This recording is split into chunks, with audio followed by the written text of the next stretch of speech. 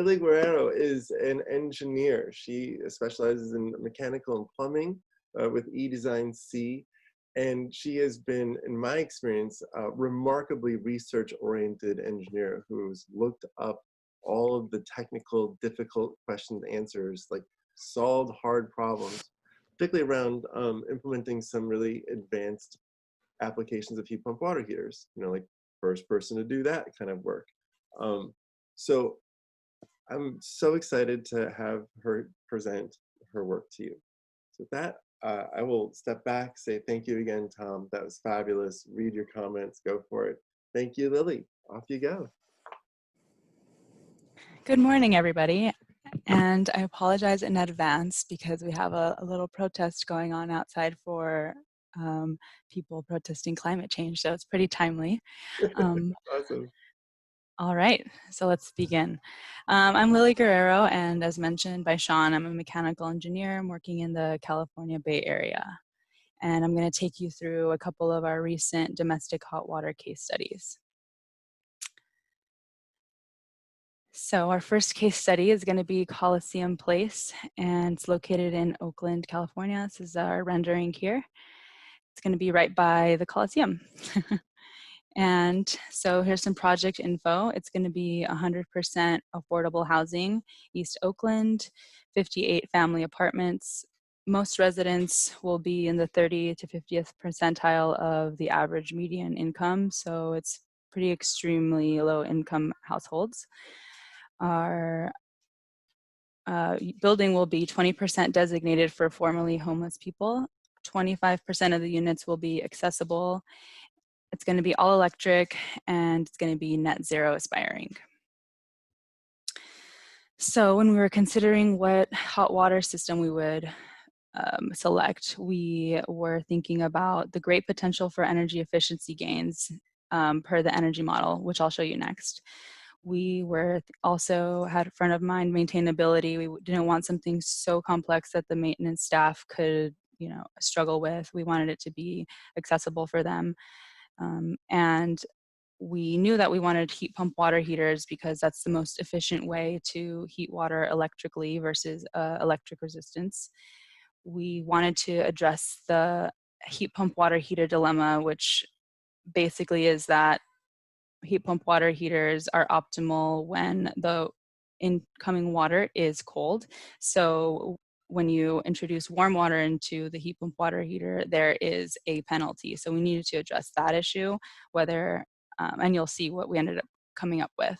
And of course, cost is of the essence always, but in particular when it comes to affordable housing, because a lot of it's federally funded. And we also knew that our architect on this project was going to prioritize energy efficiency, and that if needed, they would make some architectural sacrifices in order to make the building work and our efficient hot water heater work, if that means larger closets, less floor plan, less feng shui, if you will. So we'll see what we came up with. Our hot water budget is shown here.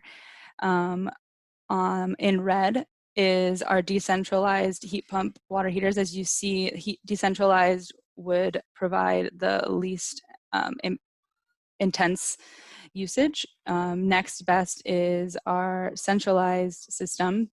This is best case scenario, and this is worst case scenario.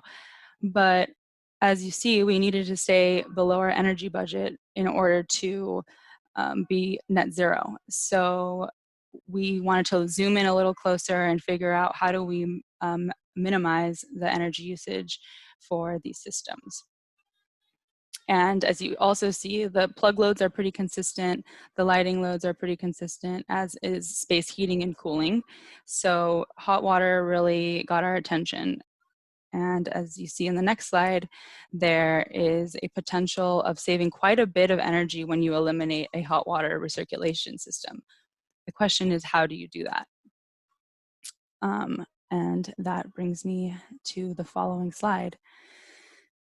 The typical heat pump water heater system is shown here, where you have pumps that are constantly running day and night, no matter the demand, and you have a storage tank which pulls in the warm water so that the water heater itself has only cold water coming in. The COP is maximized that way. And so then there's an electrical resistance heater here that brings the temperature up to 140, 120, and then it's circulated to the building. It's combined here. But we were thinking, okay, if we want to save a bunch of energy, how do we eliminate this recirculation system? And that means that we had to also take a look at our distribution system. This is a very typical way of designing distribution. So from the hot water heater, you have a larger main, and to the fixture, they have a smaller size that is tailored to the fixture unit, each fixture and each fixture unit. So we were thinking another way of doing this would be with one large main as a manifold, and each fixture would instead have a tiny pipe reaching each unit. And since we're using the lowest flow fixture possible, we thought that would be a really great way to go. So if you have smaller pipes, you have higher velocity, so there's less hot water wait time. And as you see, the diameter of the pipe is pretty impactful here because it's squared, and so it's not a linear relationship. In fact, it could be a really dramatic amount of savings of volume if you shrink down the pipe just by one size. And you're probably thinking, wow, that's a lot of pipe, especially with construction costs in mind. But the use of PEX piping allows these systems to be installed at a really low cost, consider relatively. And because flexible piping is supplied as spools of continuous piping, plumbers can lay out relatively long piping runs without needing to install couplings at regular intervals. So that's going to reduce our pressure losses. It's going to allow for the use of smaller 3/8 inch piping. And so that's smaller than a half, as you know. And that really helps out in our hot water wait times. And it's going to also help reduce energy waste versus conventional piping systems, because there's less surface area for heat loss in the distribution. So this next table is a really beautiful slide where we have on the left side is the prescriptive sizing, which my colleagues and I use about 99% of the time because of its simplicity, really. And this sizing information is based on really antiquated flow rates that have not been updated for many, many years. And so they're grossly oversized and are designed and in terms of fixture rates. Those are really empirical, pieces of information. And these tables have a minimum size of 1/2 inch. And we're trying to shrink that down, right? So I knew that there were charts that could be used to size fixtures and systems more accurately, since we're using really low flow fixtures. And so I also knew that this would involve really tedious sizing for every single branch. But I chose the sizing methodology, which is shown on the right here. It's at the end of Appendix A in the plumbing code, because it really paints an accurate picture, and it considers all things like pipe smoothness, velocity, GPM, which is not fixture rate, so it's really precise. And there's also pressure loss involved, and it allows for pipes to be as small as 3/8 inch here, as you can see. And the plant checker at the City of Oakland had never seen this method actually used in his experience, but nevertheless, he approved our permit application because we followed the California Plumbing Code. So the way that we oriented this heating system, we had 2 wings, and we wanted to locate this heat pump water heater as close to the units as possible, because length determined also how fast the hot water would reach the fixtures. So we have 3 over here on this wing, and we have 3 over here on this wing. No pumps, no storage tanks, less equipment. It's great. And there's no complicated controls. So that checked off our need for maintainability. It's also very cost effective because we were able to split up our heat pump water heaters, and sometimes shared between 2. So for this one in particular is shared by this unit and this unit. So it was really great in terms of cost savings. This is a zoomed in view of that left wing. As you can see, each pipe runs to each fixture, and you have a shutoff valve at each fixture.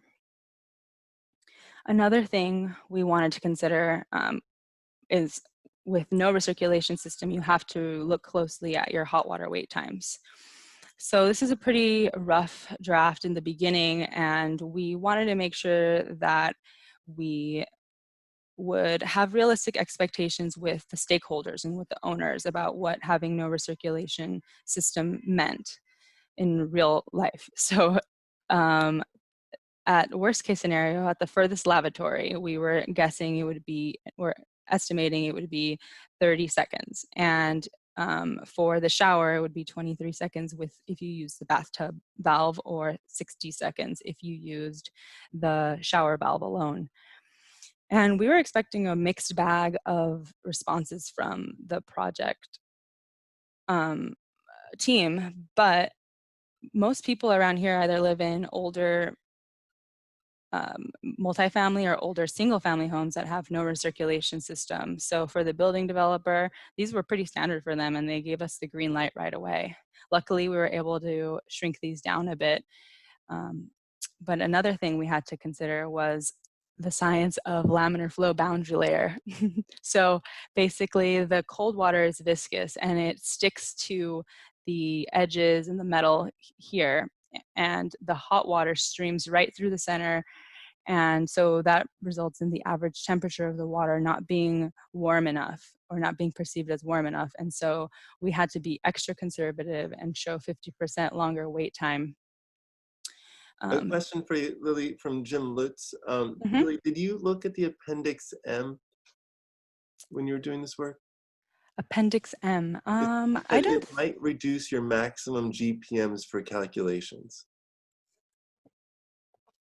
I did not. I could look into that. I mean, not obviously at this moment, but sometime in the future. Jim is a super senior like plumbing engineering person who's been organizing hot water for him for all these years. So he's got good stuff for you. Great. We should talk afterwards. All right. So back to here. Basically, we had to be more conservative with our wait times because there's no real average temperature until you get further down the line. And so our updated worst case scenario wait times resulted in 27 seconds for the furthest lavatory, 15 seconds for the bath, and 36 seconds for the shower. Again, these are the furthest fixtures, and a lot of them are cut in half, like, of this wait time. So most of them are far, far better. So another consideration with the system is the ambient temperature requirements. While Rheem, the manufacturer, suggests that you could go all the way down to near freezing temperatures, all the way to 145 degrees in Fahrenheit, we know that the optimal temperature is higher. The warmer, the better. So if you go from 50 degrees ambient temperature to 80 degrees temperature, you can increase your COP from 2 to nearly 3. And luckily in Oakland, this is really a great option because the average temperature is right in that range, and this may not work in colder temperatures. This also had some unique ventilation requirements because, as you see here, if we located them inside without any ducting, the space would quickly get really cold and the COP would drop. So we ducted them to the exterior here. And there wasn't a ton of literature provided by the manufacturer in terms of what are the duct lengths, the sizes, and all of that. So there were a lot of publications by the Department of Energy and other academic institutions. So we were able to feel comfortable with our strategy here, and it allowed us to locate these indoors instead of on the roof where our solar array is planned to be located. So we are very proud of our design here at Coliseum Place. We learned a lot. And moving on to our following case study is our most recent project here at University Avenue in Berkeley. It's student-oriented housing in Berkeley. The ground floor is going to be commercial kitchen and retail, and the upper 5 floors will be residential. There will be 15 apartments, ranging from studios all the way up to 6-bedroom apartments. So it's going to be, quite the spread there. And 100% of the units are accessible. It's going to be all electric. and it's LEED aspiring. So some of our hot water design considerations are that the amount of energy we can save through hot water is great, just like it is it was at Coliseum, and also that we wanted to heat using heat pump water heaters. Again, it's the best way to heat water electrically. Maintainability, always something we have to keep in mind. Again, the heat pump water heating dilemma of the recirculation, what to do with that. And something that was unique about this project is that the floor plans were really tight. We didn't have a lot of flexibility to add extra closets or carve out space.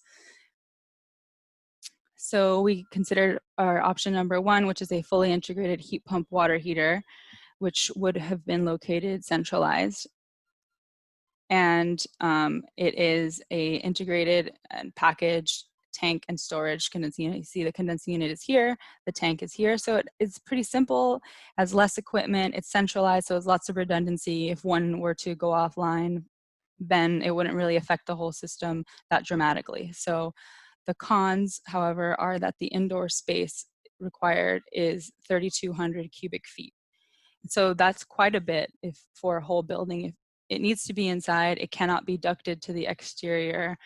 That is pretty prohibitive, and that's what ended up being the determining factor as to why we could not use this, and because we just didn't have the real estate. And the controls were pretty limited on this, so we couldn't optimize them, and it would also require recirculation, so that limits our energy efficiency overall. So we did not go with this one. Option number 2, we thought about doing a similar mini plant system to what we did at Coliseum.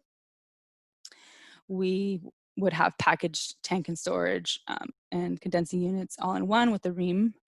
And it was going to be simple, as you saw, less equipment, since you could share between 2 or 3 units, no recirculation. That's great for energy use.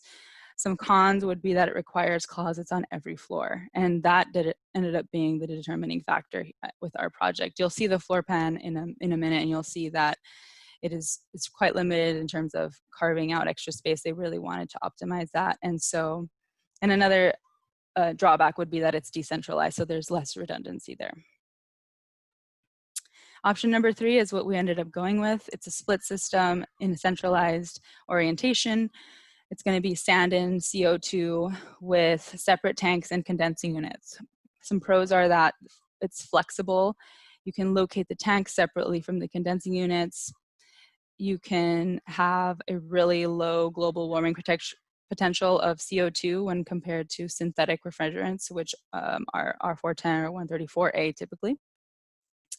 They have lead lag controls, which are provided by Colmac, and Sandin and Colmac work together to optimize the system so that there are multiple stages of water heating equipment arranged in a parallel and staged fashion. So the total plant energy demand is satisfied by the startup and operation of any one water heater all the way to the full capacity, and it's followed up by the start of operation of additional water heaters as needed, and the water heaters are taken offline in reverse order of sequence for which they were placed online.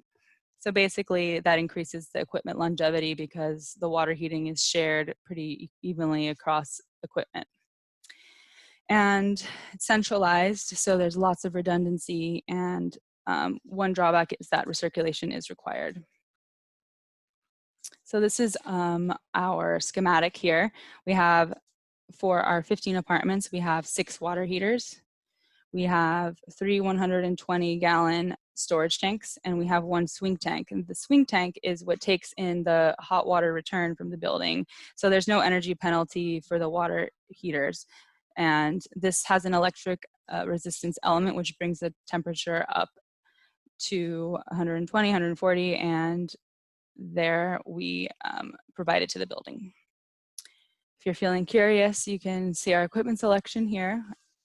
Won't go too much more into detail there.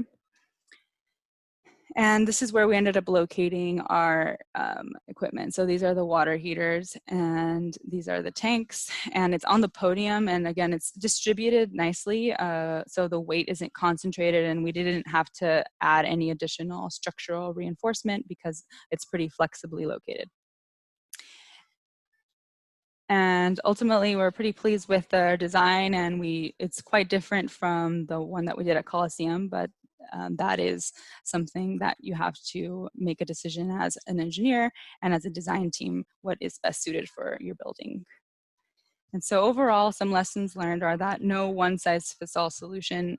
It's very true. As you see, the layout and the needs at Coliseum Place versus 1717 are quite different.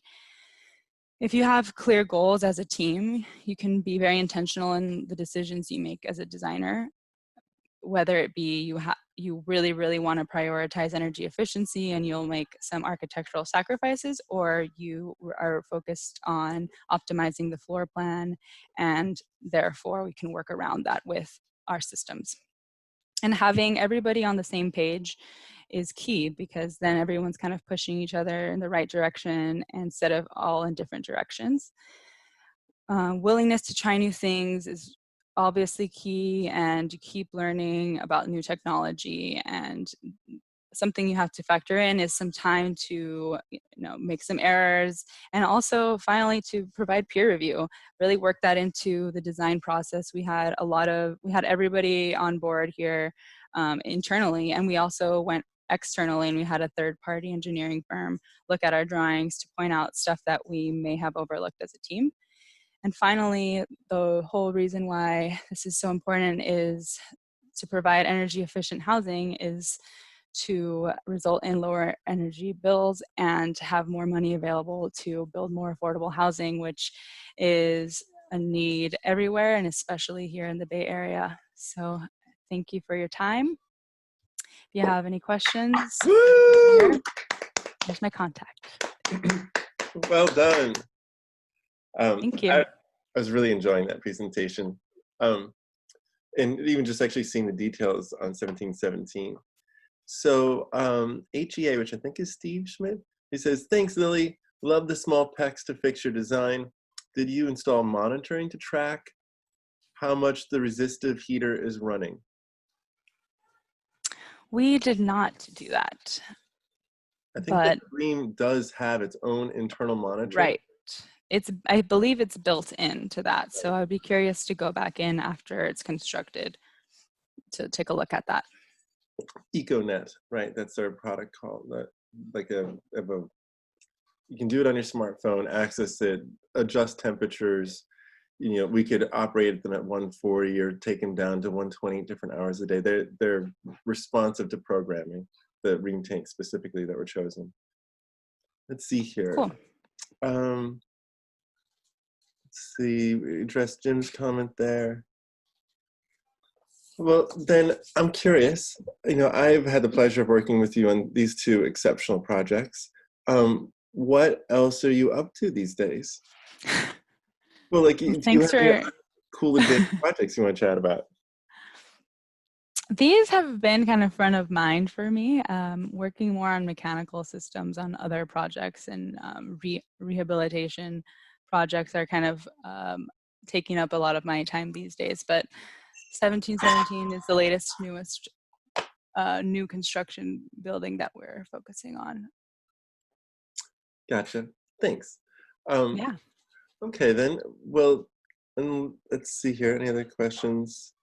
Oh, yes, it is Steve. He's confirming. Yeah, you're right that as we've seen in a few other places here in our presentations, it might be a third of the energy use on those tanks is electric resistance. And I guess a question for you, Lily, is that on Coliseum, those two 80-gallon tanks are not plumbed together, right? They're just sitting in the closet together, but they're not one vessel of hot water. They're two, correct? Right. The manifolds actually are connected, but it's only if one is offline, if it happens to break down, and in the meantime, you can sort of split one water heater off into more than one manifold. But that's not how it will be designed to be used 99% of the time. Right, just cool, smart redundancy.